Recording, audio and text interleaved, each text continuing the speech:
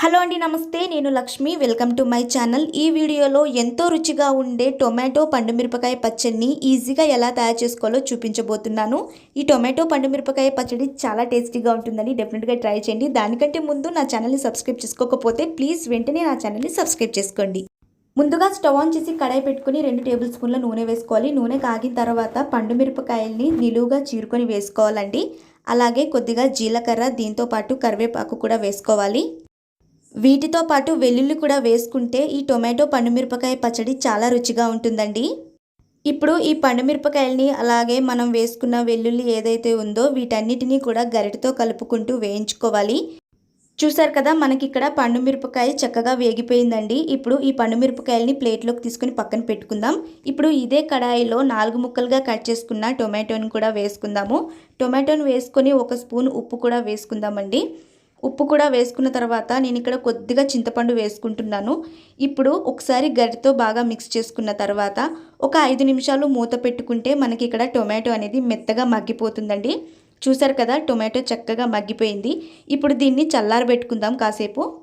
ఇప్పుడు మిక్సీ జార్లో ముందుగా మనం వేయించి పెట్టుకున్న పండు మిరపకాయలు ఏవైతే ఉన్నాయో వాటిని వేసుకొని మెత్తగా మిక్సీ పట్టుకుందామండి.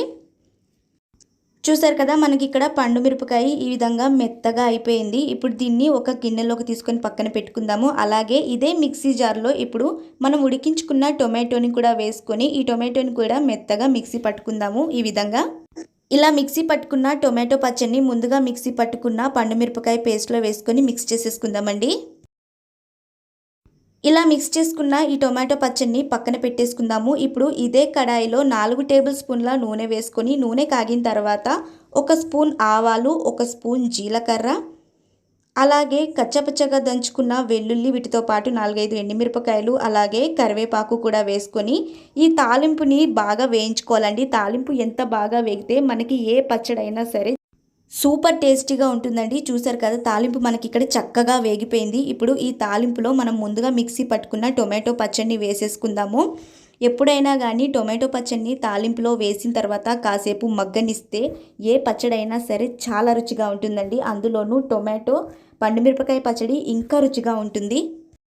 పైగా ఈ టొమాటో పండుమిరపకాయ పచ్చడి 4-5 రోజుల కన్నా ఎక్కువ నిల్వ ఉంటుందండి. నిల్వ ఉండాలంటే డెఫినెట్గా మీరు ఇలా ట్రై చేయండి.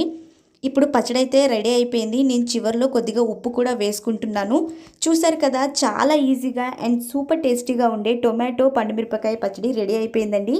డెఫినెట్గా మీరు కూడా ట్రై చేయండి. ట్రై చేసిన తర్వాత నాకు ఒక మంచి కామెంట్ చేయండి.